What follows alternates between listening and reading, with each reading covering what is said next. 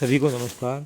आज हम प्रक्रिया लागत लेखांकन निर्धारण विधि के बारे में पढ़ेंगे कि किस प्रकार प्रक्रिया लागत लेखांकन का उपयोग होता है, प्रक्रिया लागत लेखांकन किन किन कार्यों में उपयोग की जाती है और इसकी क्या आवश्यकता है।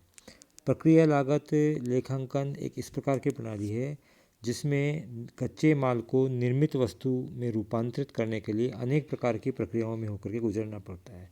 अर्थात ये इस प्रकार के उत्पादन में प्रयोग में नहीं लाई जाती जहाँ कच्चा माल आता है और निर्मित माल एक ही प्रक्रिया के अंतर्गत गुजर जाता है।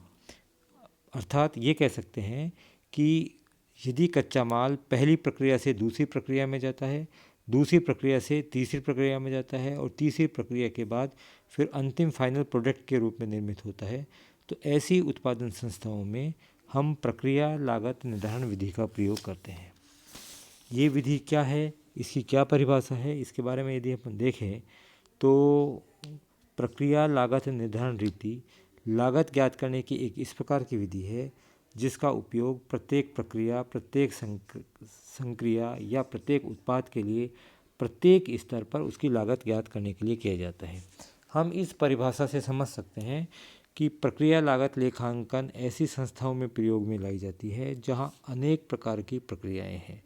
प्रक्रिया एक से ज़्यादा है, प्रोसेस एक से ज़्यादा है, वो प्रोसेस फर्स्ट, सेकंड, थर्ड हो सकती है, प्रोसेस ए बी सी हो सकती है और प्रत्येक स्तर पर लागत ज्ञात करने की आवश्यकता है। अर्थात प्रक्रिया ए जो है उस स्तर पर क्या लागत आई उसको ज्ञात करते हैं, बी स्तर पर क्या लागत आई उसको ज्ञात करते हैं और फाइनल प्रोडक्ट में क्या लागत आई उसको ज्ञात करते हैं।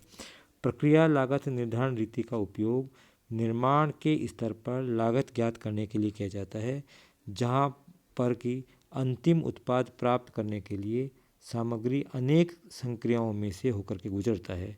तो ऐसी स्थिति में हम प्रक्रिया लागत लेखांकन का निर्धारण करते हैं। अब इसकी विशेषताओं की यदि हम बात करें तो इसकी सबसे पहली जो विशेषता और जो सबसे खास विशेषता है वो है कि प्रत्येक कार्य के लिए अनेक प्रकार की प्रक्रियाएं होती हैं और प्रत्येक प्रक्रिया एक विभाग को सुपुर्द कर दी जाती है।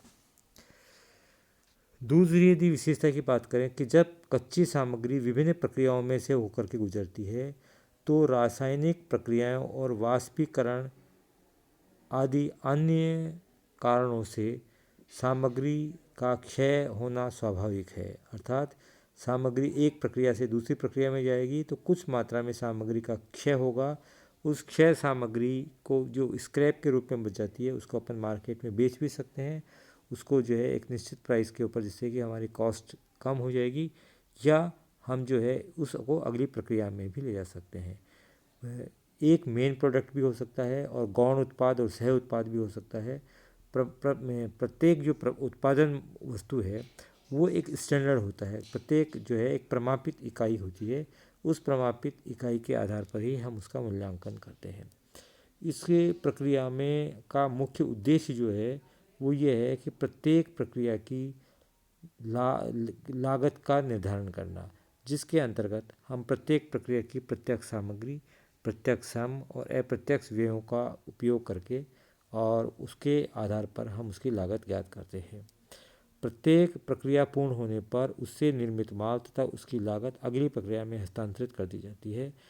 अंतिम प्रक्रिया तक के कुल उत्पादन या उसकी उत्पादन लागत को निर्मित माल खाते में हस्तांतरित कर दिया जाता है और फिर उसमें इकाइयों की संख्या का भाग दे करके प्रति इकाई लागत ज्ञात की जाती है।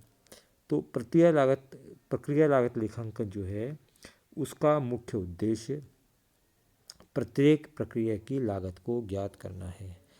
इसके अंतर्गत हम बहुत सारे मुख्य उद्योग हैं, चीनी उद्योग, कपड़ा उद्योग, साबुन उद्योग, बिस्कुट उद्योग, पेट्रोलियम उद्योग, रासायनिक उद्योग, तेल निर्माण उद्योग, ऑटोमोबाइल उद्योग, वनस्पति उद्योग, वार्निश उद्योग, चमड़ा उद्योग, ये इस प्रकार के उद्योग हैं जिसमें उत्पाद जो है वो एक से अधिक प्रकार की प्रक्रियाओं में होकर के गुजरता है और प्रत्येक प्रक्रिया के आधार पर हम लागत का निर्धारण करते हैं।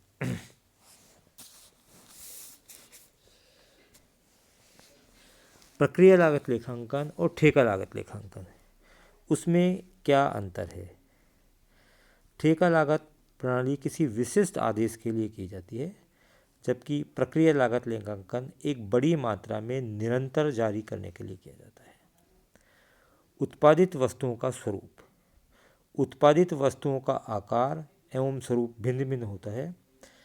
उत्पादन की इकाइयाँ एक समान और प्रक्रिया लागत लेखांकन में उत्पादन की इकाइयाँ एक समान होती है। लागत निर्धारण। संपूर्ण ठेके या उपकार्य के लिए लागत ज्ञात की जाती है और प्रक्रिया लागत लेखांकन के अंतर्गत उत्पादित इकाइयों की प्रति इकाई लागत ज्ञात की जाती है।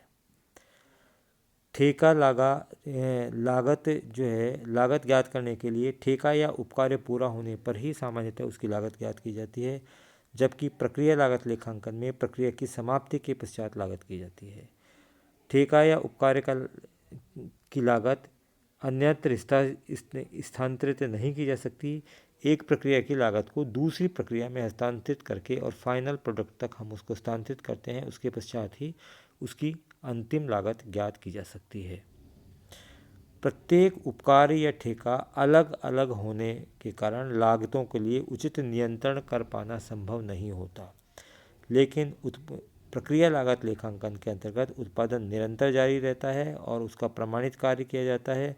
लागत पर नियंत्रण स्थापित किया जा सकता है और ये भी पता लगाया जा सकता है कि किस प्रक्रिया में हमारी लागत ज़्यादा हो रही है, कहाँ उसकी कमी की जा सकती है, कहाँ वह उपयोगी है। लागत इकाई प्रत्येक लागत की एक उपकार्य होता है, जबकि प्रक्रिया लागत लेखांकन में इकाई एक निश्चित इकाई होती है, उसके आधार पर हम उत्पादन करते हैं। अर्ध निर्मित अप्रमाणित कार्य।